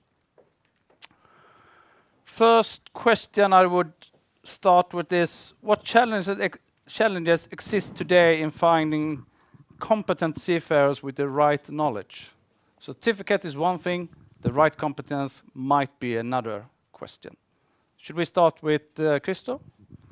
Yeah, thank you. Thank you for being here. My background is mainly within the ferry industry in Sweden. I've been CEO for 2 different ferry companies during 20 years. So I'm looking at this from a ferry perspective. And to the challenge to get the people to work for us with the right skills is that you have to compete with private sector onshore, private and state sector onshore, where they can offer so many things for a modern family. And basically, we on the ship side, we have to present working places where a modern family can live and do their life trip there on board a ship. So it basically, we have to be as good as you must be on shore, where you present all the facilities you can get when you're working ashore. So I leave it like that. Being as good as the shore industry. That's a takeaway. So from a ship owner's perspective, Actually, not a Manning. ship owner. Manning. Wallenius Marine is a ship manager, and I'm a head of marine HR, so we don't own any vessels. The challenge for us is that we get back to competitiveness. The owners are not always willing to pay whatever you. From my part, it would be easy to just double the wages, and then we will be fine. We will find a lot of crew. But that's not the case. We will always have to be competitive. Otherwise, they will not choose us at all. And it's also a challenge for us because we have a lot of Swedish flag vessels, 20 soon. We can take seafarers from all parts of the world today, which we hopefully can do in the future. Because that's also important, because we cannot find the skills as it is now in Sweden, for example, because we see that almost all seafarers, which are very good, they always all have a job today, as far as I know, which is great, but we will need more seafarers from Sweden and from other parts of the world, of course. But it's a challenge. It's a lot of good works on shore as well, which is actually good. When you start a career at sea, you will also have no opportunity to go ashore, which is both good and bad. on the international perspective, Well, I think it goes back to what I was hearing before at the back. When I started my involvement with shipping, that was a few decades ago, shipping had either a bad image or no image. And I know that this has been improved over the years, because what we need to attract people first and then talk about retaining them is to making sure that they have a secure career where they will feel proud. I think there was some of the slides I heard before, that they want to belong and they have a chance to develop personally. Other issues, such as the one that was raised before, I think, with connectivity, yes, these are the add-ons, but the first thing is for them to show that they have a secure, sustainable career where they will feel recognized, they will be looked after. Now, as far as the wages or anything else, well, I think I'll leave it up to the commercial side to discuss. But for us, on an international level, we're doing our best to regulate that at least a level playing field, at least a minimum level playing field, where everybody feels that, yes, I have a secure income to start with. Then we move on to the working and living conditions on board, which is a very important thing. Touches things like connectivity, shore leave, all these things that we're working together with unions and governments, I have to say, in order to make sure that, and we lived through this during the COVID time, that the people who suffer most was not the land-based people. It was the people on board. That we have cases that they had stayed on board for months on end. And we have governments refusing to let people off the ship because they were worried that they would carry the virus, which was exactly the wrong thing to do. So that, what we're saying is that let's work from this experience, making sure that, that's why I make a reference to the efforts we're doing now at the International Labour Organization to recognize seafarers as key workers, so they will never have to suffer this again and be allowed to have the basic treatment that they will need to make them still want to go to sea. Never mind that later that they'll have a career ashore. But first of all, is to make them feel that they have a career which is promising. It's not fantastic. No job is, there's no problem with it. But at least they'll have a secure job with progress to chances to develop. And then afterwards, of course, to make sure that their living and working conditions are those that they will keep them at sea as well. thanks for wise words. If we focus a little bit on Generation Alpha is coming up, it's good to know that Generation Alpha, during their teenage years, they experienced the pandemic. They have experienced Brexit, Me Too, and latest the war in Ukraine. Does that affect the teenager or not? Personally, I believe it would affect the teenager quite a lot. So, focus on Generation Alpha. How can we attract those to the shipping industry particularly? with those experience from their teenage years. If I may just Yep. very quickly, so I'll go there very shortly. This brings us now to the young generation. What do they consider more attractive, both at ashore as well as at sea? The issue of connectivity here plays a huge part, I have to admit, because I think someone said they didn't even consider the possibility of being somewhere without being connected for 5 minutes. But I think this also has to go a step backwards and see it's not just the latest generation. We have to start much younger, much younger, from primary school education, because that's where you try to show the attractiveness of shipping, both for a career at sea, but also a career ashore.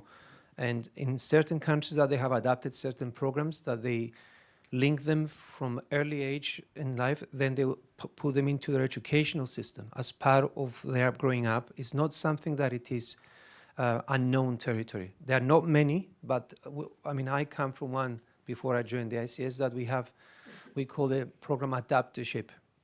That program is one primary school class, gets adopted by a company, which they communicate 365 days through internet with the master, the officers. They follow everything. They have communication with the crew. And that's been introduced on primary level. And from that, it was adapted, if you like, subsequently at IMO for certain other countries to follow. These are the type of things that before you reach the age of 16, 17, that you're already thinking what I'm going to do, you already have a tendency to look at shipping, first of all, positively, not negatively. But secondly, is that something which is challenging. It gives you, and we have to also be careful because too much connectivity can cause isolation. So it's a balance between opening shipping to the world, but also not keeping them in their cabins and not doing anything. But with the youngsters, definitely this is one area we have to look into it more, connectivity. High speed and internet. I think high-speed internet is not the solution of everything, but it's very important. And I agree that the young generation, it's almost a must that you can supply this. You must be able to supply a secure and safe working place. Internet, you must supply a good cabin. You must be able to do gym. You must be able to do a lot of things. You should be able to do what all the other people can do when they are working ashore. And this. But I agree. One thing you said there, Thomas, was really I would a little bit hang on to, and that is the importance of giving the picture of a working place at sea today is not the same as for 30, 40 years ago. It's a huge difference. A working place on board a ferry, a Swedish flagged ferry today, is a fantastic working place. It's a modern ship, it's modern technology. Very often it is in the forefront of technologies. You really get a really challenge when you work on a modern ferry today. And this is very important that we reach out to the parents, to all the kids in young age, so they understand that the working place that you can get when you go to sea today is not at all the same as it was in the past. It's a fantastic working place. And then at the same time it's very important to do it before they have already chosen their career choice in life. So you have to go down in age and reach out. You have to have different programs. And we started also a similar thing like this, where we connect a young class in Sixth grade. Sixth grade, where they can communicate with one of our ships, where they can follow the ship and have a dialogue and put questions to the ship. So I really agree on that one. That's an important one. Is there really anything more to add? Sorry. I think I will go back to Lennart. You said that it would be great if they have internet in the cabins, and we have internet in all the cabins, and they can talk to their family anytime they like. But the older guys say, what happened to the social lives on board? It's so boring now. I don't see anyone anymore. So, yeah, it's isolation instead. For younger people, I think it's very important when their parents Google life at sea, life as a seafarer, it must pop up something better than harassment and stuff like that. That is something we really have to work on. It must be a fantastic work environment on board. That is, I think, is very, very important. Thanks. I know, Thomas, that you have to run very soon, but just a short question, and then you might start, and then we can continue and wrap up later. So the STCW is currently under revision. It will probably mean that current seafarers will undergo training at some aspect.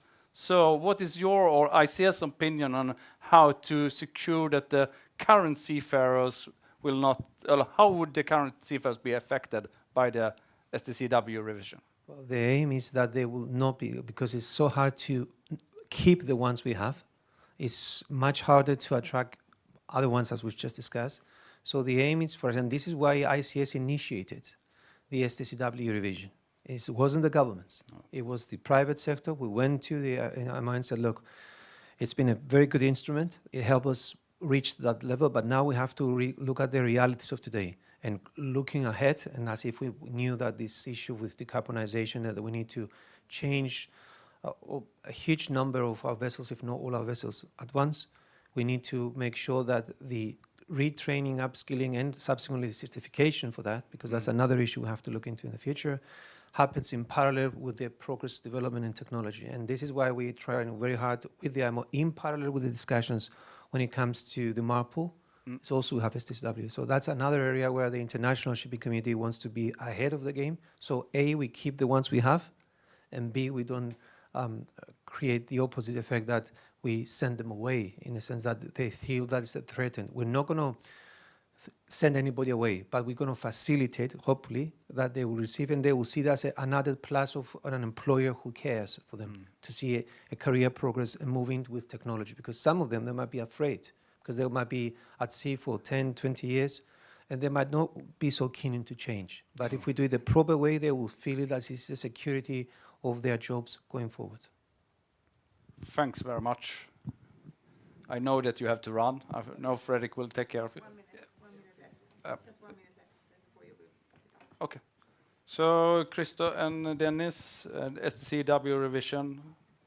The revision, for us, it's a little bit difficult to comment when we don't know what will be the revision and what will be the changes. But I think from a general perspective, it's very good that we have a common legislation that is, so to say, giving level playing field for all the players, that we maintain and that we keep an international convention as a base for how we're going to educate all the seafarers. I think that's very important. When from our own perspective, when we are building ships now with H2 possibilities in destination Gotland, then we are ahead of the legislation. There are no rules for how you're going to educate the engine staff when it comes to H2. You have to go to the supplier of the engine manufacturers. You have to create your own type of how you're going to educate the people. This is so there it is a little bit ahead, and I think in similar things when LNG came, it was also ahead of the legislation. So, but general comment is that it's it's good for the industry that we have a level playing field and that we compete on the same level. I have nothing more to add. Okay.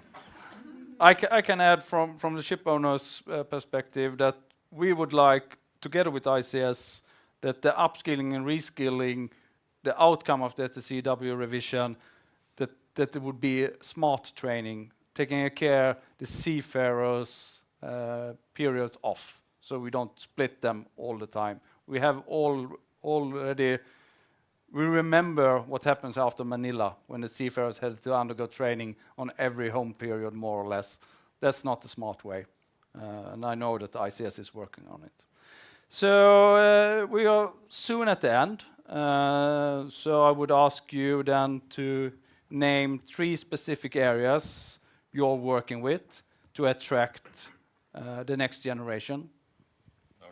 I don't know if it's only the next generation, but we have one project. My team is here, a great team, and we are working on a project called social sustainability, because we believe it's extremely important for young and older or middle age or whatever to have good colleagues, to treat them well, no harassment, nothing at all.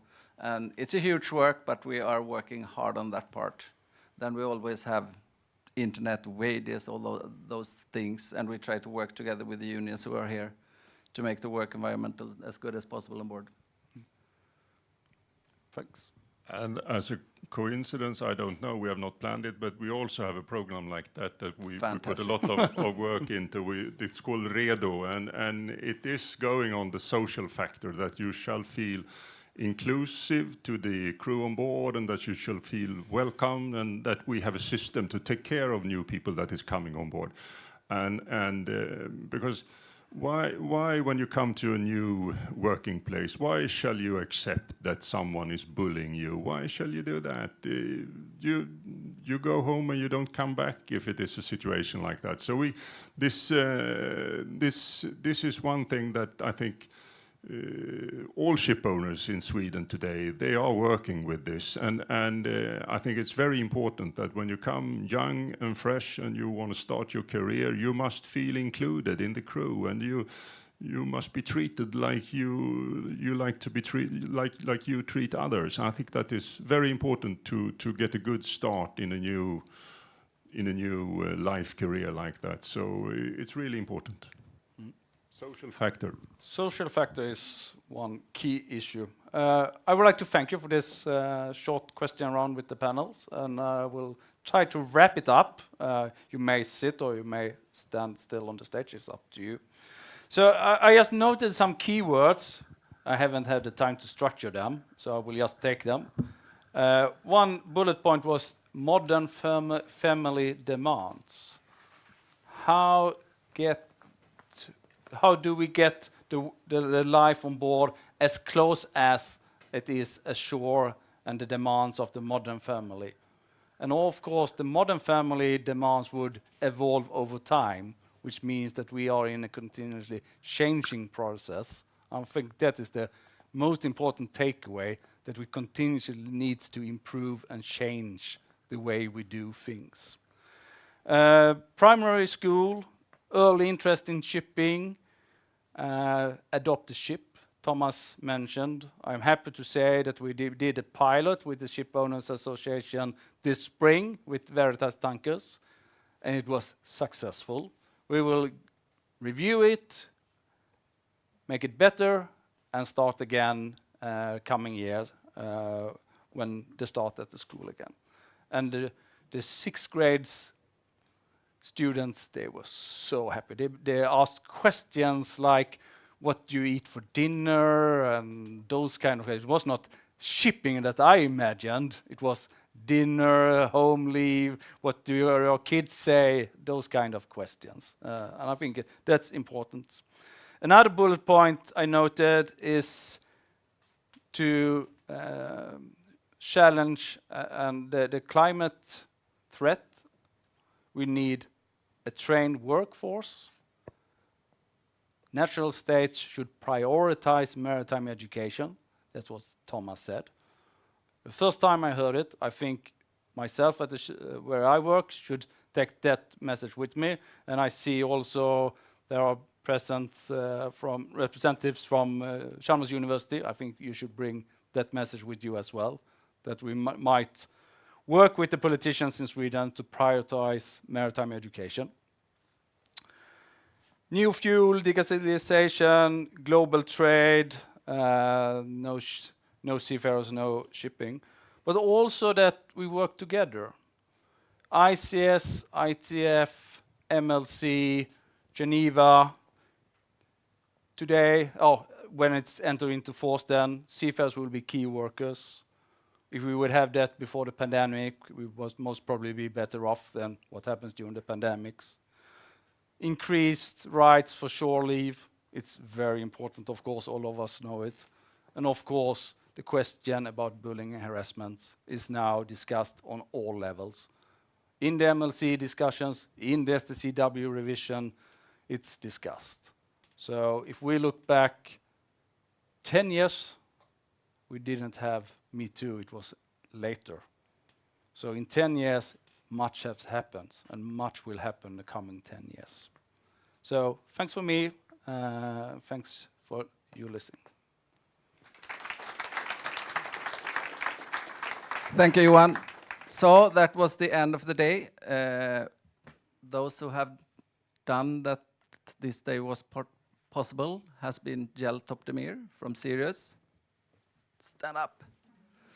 Angela Genhed from Stena Line. And Emily Johnson from Veritas Tankers. Whee! And I've been there as done some small parts myself. So 1700 down in the tent. You're welcome for a mingle and a drink. I guess it's a drink as well. So thank you for today. I hope you enjoyed. Thank you.